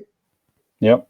See this, so this is the LT1253, the analog devices. It's a low cost video amplifier. And so they give you the gain, you know, small signal bandwidth. Here's a bandwidth. They give you the gain. You could get up to gain of 10, right? And they give you what the resistor network is, but they give you finite numbers. But I just want to show you something here, because if you come back and you look at the slew rate for this, it's 125. The output slew rate is 250. The chip you had was 8 something, right? Yeah, it was 870. Right. And so, and this chip, I use this as a preamp, as a RF preamp in the radio Peter and I were building. And this is fairly low noise. I found it to be fairly low noise, with even with the resistor network. And it was one of the better chips I found. So I think that chip you found is probably going to blow the doors off of this chip here. Yeah, I'm just looking to see if they have a noise figure on this one. No, on that chip, the 1253, there is no noise figure. There's a chart where they show the noise. It's in a chart. Oh, okay. But just on a glance, that chip you've got there looks like it's a winner. How much was the chip that we used, Dave? How much? What's that? How much was the chip that we used? Because Well, I think it's about $7 or $8. we got samples, but it was about $11 on DigiKey for one chip. So they're not cheap. Plus $8 shipping. Anybody else? Comment? Questions? No, I guess not. I had a comment. Yeah, go ahead. If you use the op amp and put a pass transistor at the output, and then take your feedback signal from the transistor's output, you can actually improve the drive capability somewhat. So you can get more power out of it, or more current out of it, using that method. Oh, yeah, you're using it as a current buffer, right? So it just, the transistor has to be a lot better than the chip, that's all. Yes. But that, I mean, it's one way to build a linear amplifier, and then you can, I mean, the op amp will compensate for any non-linearities in the transistor, etc. Yeah. Cool. Anyone else? No, I guess that's it. Well, gentlemen, please. Okay, does anybody else have any topics or questions or anything they want to discuss? And I see Deep's hand up again. Well, if actually Klaus has got his hand up, let him go. Okay, go ahead, Klaus. Yeah, thank you, gentlemen. Just a question for you. I've got the, excuse me. I've got a pyramid power supply for my radio that I want to put some panel lights on because I can't see the voltage or anything like that when it's dark in my shack. So I was thinking of putting an acrylic tube across the top of the panel meters, the volts and the amps, sticking an LED in each side, which would diffuse the light and wash down to light up the actual needles. But I got two sources of power. One is the 120 that I can take off the on and off switch and then bring it down either through a load resistor or a voltage regulator down to the, I think these LEDs are 2 volts. So it's quite a drop. The other option is to tie into the low voltage side of the thing, which is going to be running at 13.8 volts to power the radio or thereabouts. But it's a very high current. Any idea what my best option would be? Well, you could take it off the 13.8, put a current limiting on it, and it should go. Should work fine. You just have to calculate what size of resistor you'll need. Yeah, Klaus, yeah, you just put a resistor, put your LED. So you've got your LED and you just put a series resistor in series with it, right? And you could calculate it, but start off with, say, try 100K resistor and see, and then go, or even try a 1K resistor, not 100K. Try a 1K resistor. Try it, see how it works, and then you could reduce it down. Typically, I think there are hundreds of ohms. You would put resistor in series with your LED. Well, a 470 ohm resistor will drop the current from 13.8 volts to 29 milliamps. So something a bit bigger than that would drop it down to roughly the range that your LEDs would take, I would think. Yeah, and that's why I said start off with like a 1K and just see it. Or you can even try a pot, and you could try adjusting the pot, start it at the maximum and crank it down. And right when you got the brightest that you wanted, just measure the resistance. Or just wait until, turn it down until you blow the LED, and then you know you've gone too far. Right? Cut it in half, and that tells you what you need. Been there, done that, got the burnt fingers to prove it. The other thing you can do is you can actually get 12-volt LED lighting strips. It's got all the resistors built in. And just choose any length you want and cut it, and then drive that from the 13-volt source. And I'm sure you could get that cheap on eBay, right? Oh yeah, absolutely. Actually, there's someone here in town that I've bought stuff off of. He specializes in strip lighting. Yeah, that's the guy next to Sayal. Is it? Oh, okay. Yeah. Yeah. Yeah, there's an LED guy too that used to go around at all the ham fests. Yeah. I don't know who that was, but I know what you mean. Yeah, he always had that. The last one we were at, he had the LEDs that goes in the bottle. That it was the cork, had a battery and a switch in the cork, and you put it in a wine bottle. So you can find the cork to open the bottle and drink it. Cy, the LED guy. Fine, if you want to buy something. That's the guy. That was the guy. Eric's got it. No, that's not the guy. No, that's the Dave guy. That's Yeah. Uncle Cy. Uncle Cy. Yeah. No, this is Uncle Cy's nephew who comes to Canada. Yeah, but Klaus, what you can do is just use the. Yeah, Cherry's got it. He posted in the chat. It's the pcboard.ca. Yeah, that's Yeah, that's the guy. Yeah, Klaus, just use your LED. Use an adjustable 1K pot. Even a PC mount a pot, and just adjust it up to a level where it works for you. Okay.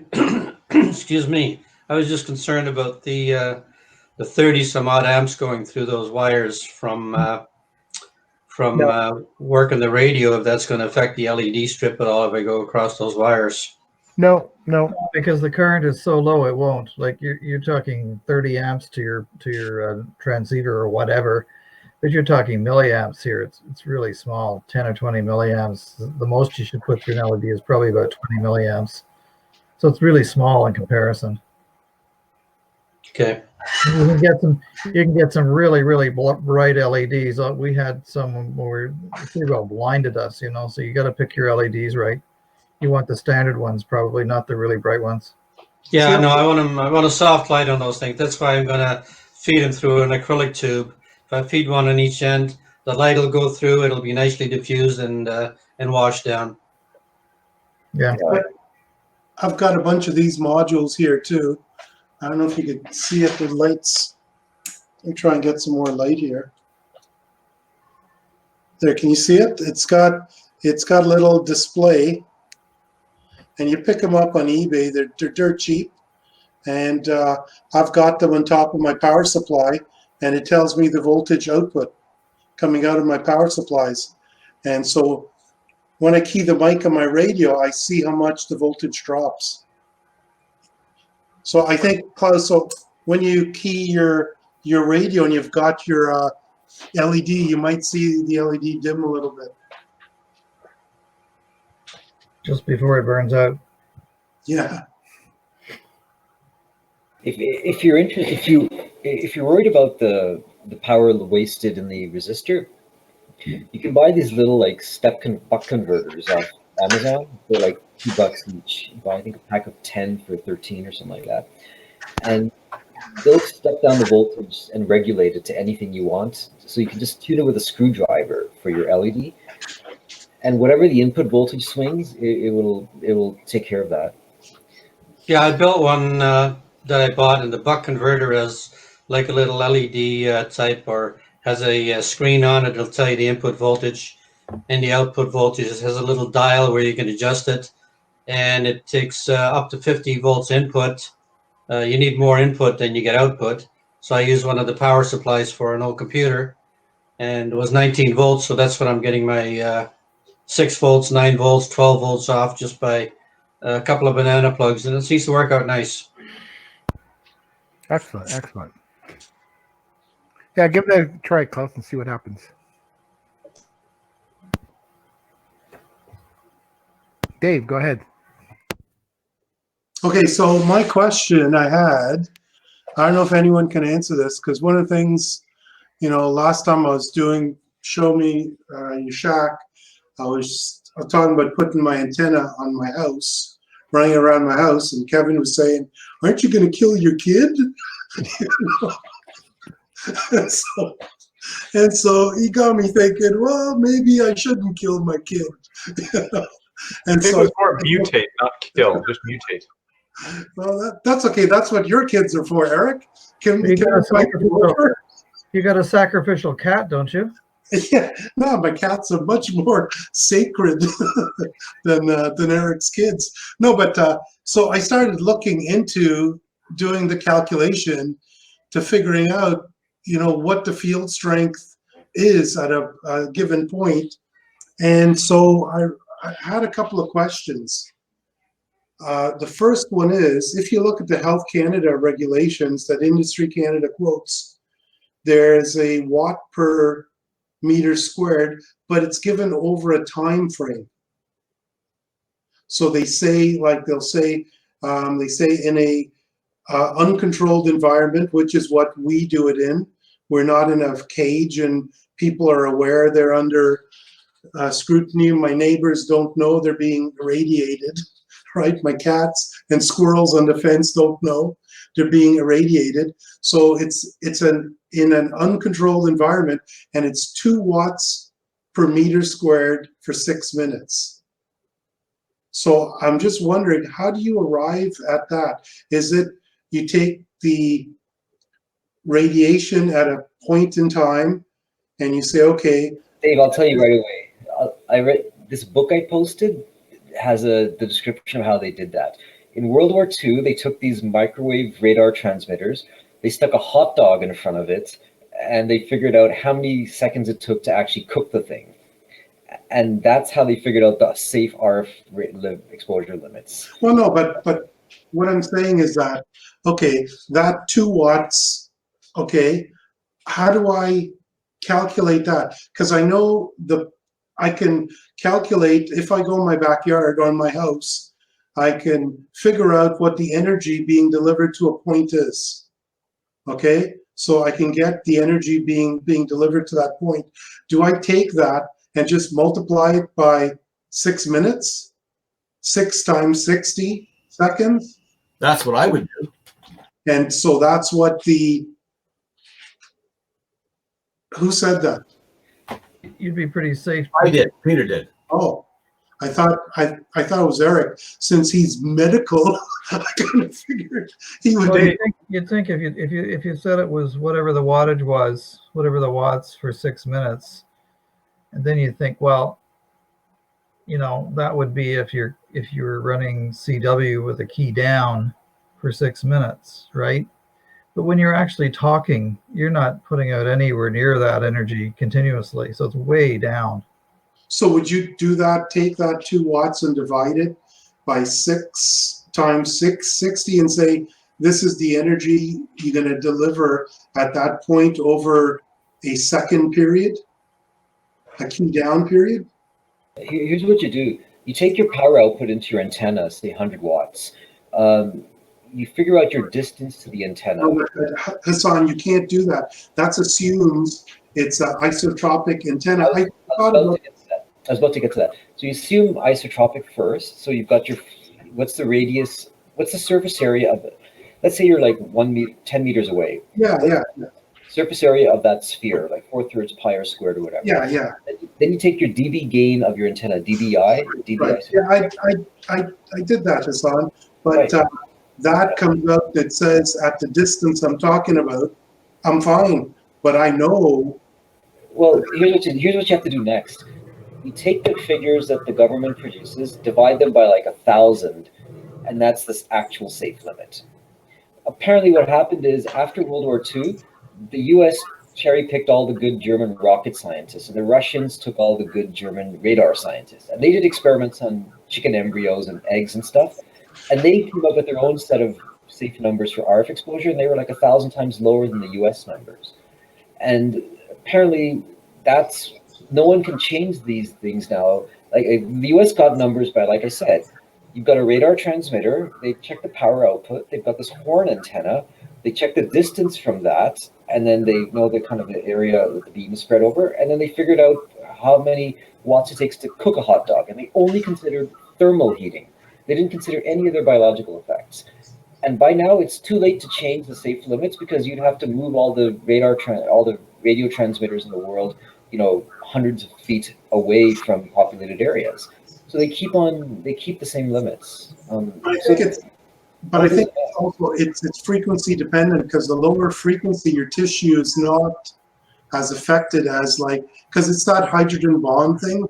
Once you get up to gigahertz, it's that microwave thing. You could cook, you can boil water, right? Klaus has got his hand. Klaus, you got your hand up? Yeah, I'll give you a really good analogy that you'll understand, Dave. Suppose you have a really, really good bottle of single malt whiskey, and you take a glass every 2 or 3 days, or you chug-a-lug it down in one setting. I think that's what the difference is. Yeah. Yes. Okay. Yeah. That makes sense. No. It's a good analogy. So the more energy you put continuously and you take in, the worse it's get. But if it's over time, it's the effect is reduced. I think that's sort of what I was getting at, saying that, if it's a CW signal, it's so much power, but then you look at SSB, well, you're getting that 100 watts at voice peaks, but most of the time you're not. So your actual radiation you're getting is a lot lower. Yeah, it's a duty cycle thing. You're talking about duty cycle. I think so. Yeah. So you're probably okay. Doesn't matter what. Yeah, you're probably all right. So I was just looking in the ARRL handbook, and it's not just time, but it's also frequency, right? So they have some guidelines just for evaluating your power thresholds, and they have a little table here. Where is that, Kevin? Well, let's see. I never even thought of looking at the AR. In my 2014 handbook, which is backwards on there. In my book, it's section 28. But so for 80 meters, they're saying don't worry about it, and they're assuming your antenna is at least like 10 meters above the ground, and it's not mounted on a building, which I don't know. I guess a fence is a structure, not a building, I guess. So, but they're saying don't worry about it if 80 meters if you're less than 500 watts. But by the time you get to 10 meters, they're saying you better check if you're at 50 watts. Hmm. And UHF and VHF. Yeah, interesting thing is if you go to the Health Canada, where is it? Let me pull it up. Well, they have a similar table to what you were talking about, but they're saying they have divided by frequency to the 5th power, and if you work it out, it comes out lower than 2 watts per meter square. Oh yeah, no, I don't. I'm just repeating what they're saying as a guideline. Like if you're above this, you should be checking. If you're below that, it's like, yeah, you're probably okay. I think that's what this table is. What's it called? Is it Under RC, the- RF, Yeah, RF safety. Yeah. RF exposure regulations, or where's it? Yep. That's it. So in my book, it's 312. That's a good idea to look at that. Yeah, and they've got some similar numbers to what you were talking about: 6-minute exposure, 30-minute, or 6-minute averaging, 30-minute averaging. Anyway, so a bunch of stuff in there that you should think about. Yeah, Or but not. see, it's Depends how many squirrels you want to kill. yeah, but you see, but that's magnetic. You got to look at the power density, right? Well, Because okay. it's not In just- my book, they have everything. It is power. It's got field strength. Yeah, it's got magnetic strength. power, and it's giving you milliwatt per centimeter squared. Yeah. See, and so what I did was I took my spectrum analyzer, I put an antenna on it, and I took it and I looked at what the dBm reading is, and based on that dBm reading, I can work backwards and figure out power. So that's the power being delivered to that point. What I don't know is what the loss is in the antenna, because the antenna is not 100%. Am I seeing a 10 dB loss or a 20 dB loss or a 5 dB loss in the antenna? I have no idea. Or So- how that compares to a human body. Yeah, so I could figure out the power at that point in space, and then I found a article that shows you how to calculate the power per meter squared based on that. Yeah. But I don't know, because it comes out really low. Based on that, it comes out really, really low. There's an efficiency factor for each antenna you can calculate. So I think it's around 70% or something for dipoles. So you can use that to determine input power to radiated power. Go ahead, Pete. Where did you take your essay, Dave? You took it outside and then measured the RF out there? Yeah, and in the house. I took it right beside, because the antenna is running right alongside my wall. So I went right against the wall where the antenna is running, and I measured it there. Then I came back about 6 feet and I measured it there to see what the difference is. And what readings were you getting? Oh, I can't remember, Peter. I got it written down somewhere else. But no, I just want to. 100 dB, or are you getting plus 20 dBm, or what? No. You're getting like 60, minus 60 dBm, minus 50 dBm, right? That's the kind of signal I'm seeing. But what I don't know is, what does the antenna introduce any kind of a loss? Of course it will, because it's not perfect. Yeah, it's not perfect. So is it just 3 dB, 10, or is it 100 dB? Yeah, there's another table I just found. So they actually, in my book, they've got typical RF field strengths near radio antennas. So one of their example, and these are measured values. So a dipole in the attic, they're saying at 14 megahertz with 100 watts. Well, you can get anywhere from 7 to 100 volts per meter. That's quite a wide range, but pick a different one here. So they've got a half sloper running a kilowatt. Okay, at 21 megahertz is 50 volts per meter. So there's a solid number. And then the radiation exposure up to 30 megahertz is 824 divided by the frequency. So that's about 30 volts per meter. So if you're running a kilowatt into a half sloper, that's too high. You should only be running, 500 watts or so into that. What's a disco? It's a cone on the bottom and it's a flat disc on top. It's a very wide band antenna. Is it a wire antenna? No. It's got like a 10-to-1 bandwidth range on it normally. But anyway, there's some good resources there that you could probably go back and check whether your squirrels are safe. I'm looking at the same table. You gotta look at the location as well. Like some of it, one of these things is 1 meter from the base for that sloper. So it all exactly. You know? No, but keep in mind, my antenna is sitting on a fence. But it's a test. I'm not planning to keep it there, but it's sitting on a fence, and the neighbor's kid could be right beside that fence. right? They can't touch it. They Dave? can't touch it because that's I think there's a rule that says your antenna can't be touchable. You got to make sure your antenna is not in reach. Yeah, Eric, you got your hand up. You've been waiting patiently. Thank you. So, as the ranking healthcare professional, I believe, on this call, two things. One, I know what I'm getting Joanne and Tyler for Christmas, and that's tinfoil hats to protect their noggin DNA. And number two, I think everybody's overthinking this way too much. Step one, get a plate. Step two, get a wiener. Step three, put it on your nightstand, and then key down. And start your stopwatch, see how long until the wiener starts to split open. That's the Hassan method? I thought it was brilliant. I think there was a case in the 50s where the Russians started beaming I think the US safe limit was 10,000 milliwatts per square centimeter. So the US embassy in Moscow, I think the Russians beamed in exactly 10,000 milliwatts per square centimeter. And no one could figure out why. It was just called the signal. And then all the embassy staff started getting sick after a few weeks. And as they had to kind of rotate them a lot. And that's when they discovered the theremin, the bug that Leon Theremin designed, known as the thing. And it took a lot of effort before they actually figured out how it worked. Well, actually the American embassy staff in Cuba were getting sick, and they didn't know why, and they think it's some kind of microwave energy. That's in the last couple of years. Yeah, I heard about Canadian embassy too. Well, yes. Yeah.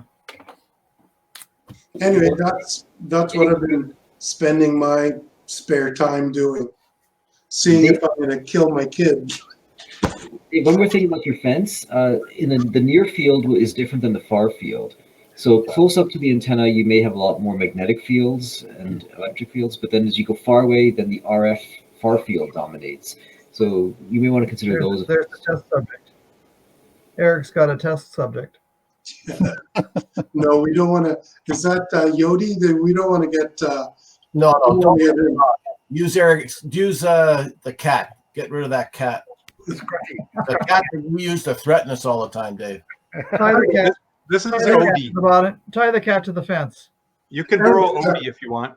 Eric's got a chicken or two there. Odie, say hi. Who else has got anything to talk about? Any comments? Okay, guys. It looks like that's it. Oh, go ahead, Klaus.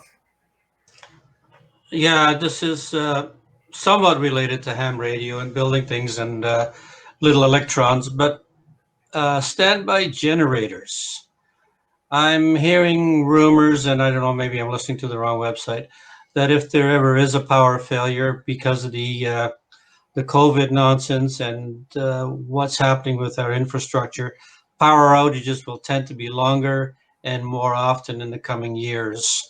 So my first thought is maybe a little standby generator to get something, at least in the wintertime, power up the furnace and maybe keep the fridge going. So about 3,000 watts, I'm thinking they're not that expensive anymore. You can get a good one for about $1,000.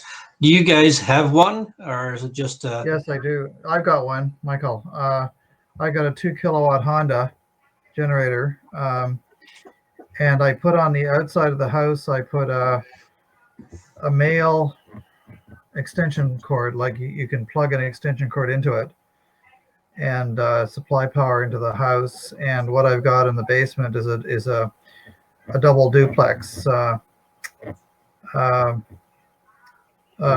plug, duplex outlet in the house that I can do exactly that and plug my freezer into it, my fridge, if I needed to. I've been thinking about actually testing it. I haven't actually done that test, but that's what I've got. And you can also presumably run your furnace off it. But the one thing you can't do is you can't let it connect to the electrical system in your house anywhere else. It's got to be isolated, because otherwise you're backfeeding you've either got to have a proper transfer switch, which you can get someone to put in for you, or you've got to do something like cut the cable to your furnace, put a plug in it so you can sort of connect to the main line, if you like, and then plug it into an extension cord if you really had to. But I haven't done that. I don't want to get into that. But we have a fireplace here, so we're okay. You can. I powered my house with a 3600 volt generator that's only generating 115 volts. There's a trick to doing it. First thing, you disconnect your house from the road. You isolate the house. And I know Peter's going to roll his eyes and throw something at me for suggesting this, because your electrical panels has two phases. It's got two bus bars, right? You could power one bus bar, or you could power the other bus bar. What you do, you get electrical plug that's got two male plugs at the end. One goes in the generator, and the other one plugs in the side of the phase. Peter, I know. This is Electrician City. This looks like Electrician City. Which phase my furnace was on, and I fed it into the receptacle that feeds that phase, and that's how I kept my my furnace going during the winter. Okay, there's much safer ways to back. Yeah, does it work? Yes. Is it safe? No. Side. Let's assume that you can do it safely, and Wayne Dave described that it's not. But if you didn't have the transfer switch, you can backfeed your panel, but, and I'm not recommending this but you would have to switch off your main breaker and all the other breakers that are in your house, except for ones that you've already identified as what you want to power up when you backfeed your panel like that. But probably best to have to put in a transfer switch. And actually, when we moved into this house, I couldn't believe it. Look at this switch. Look at the panel there. Look at that disconnect switch there. That's it's a monster switch. I've never seen it in a residential house before. Anyway, that's the transfer switch. But you can get them much smaller than that, and that's what you should probably do. Then you don't have to worry about overloading your generator, switching off breakers, off the wrong breaker, overloading, feed the neighbor's house, all that kind of or back as an ex hydro employee, back feeding the high voltage lines if they happen to be working on the problem that caused the power outage in the first place, right? Well, that's exactly right. I worked for Hydro One, and people died. Linemen died because of that kind of thing. They made a switching mistake, and at least a couple of people died over the years because of that. But you really don't want to be backfitting the utility system. No. Yeah, highly not recommended. Like if you just want to feed your furnace and freezer, run like a small pony panel out of it and put a transfer switch in front of that, and then you just feed those two items or something like that. But put in a transfer switch, then it guarantees that you don't backfeed anything else. Yeah, I'm gonna transfer switches are only like $200. They're not that expensive. Yeah, and it just brings me back to these hydro workers. Wouldn't they be grounding the system on both sides of the line that they're working on to avoid that? I mean, that seems like basic. Somebody made a mistake. Yeah. Oh, okay. But yes, they should be grounding it everywhere. But at the same time, you expect no sources coming from your load, right? That's right. Exactly. Yeah. Yeah, get a proper generator that's got the feed to go in the house, and put a proper transfer switch in. For $1,000, Klaus, if you're prepared to spend $1,000, you could get a standby generator to do your entire house. Get a Generac. Klaus? Well, they're a little bit more than $1,000, Dave. Yeah. But Klaus, just the basic. Some numbers. We have a 22 kilowatt generator on our property here that feeds everything. Yeah, but you got a meth lab there too, so I don't need that much. No, that's a 22. All you need is 7 kilowatts. Get a 7,000 watt generator, and it'll power most of your stuff in your house in an emergency. That's what. Don't get a 22 kilowatt. 22 is a little overkill. Like we have a whole farm to power here, but it'll run for 2 or 3 weeks on the 1,000-gallon propane tank we have. So. Thank you. Wow. Anything else, guys? Maybe there won't be as many people here next time.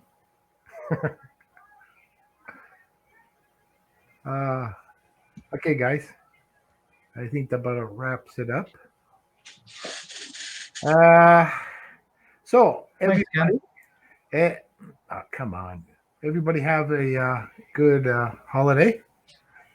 And we'll probably see you all in January. Yes. Merry Christmas. Yeah, Merry Christmas. Yeah. Thanks very much for doing this. Very good. Very good. Merry Christmas, all. Thank you. Merry Christmas. Happy holidays. Yeah. All right, bye-bye. Hang on, Frank. Don't go. Okay. Okay, bye. I gotta run. See ya. Make Bye. sure you listen for sirens in case I burn my house down. Yeah. Bye-bye. Later, guys. So, Frank, how did the move go? Move went very, very well. It was a very tiring day.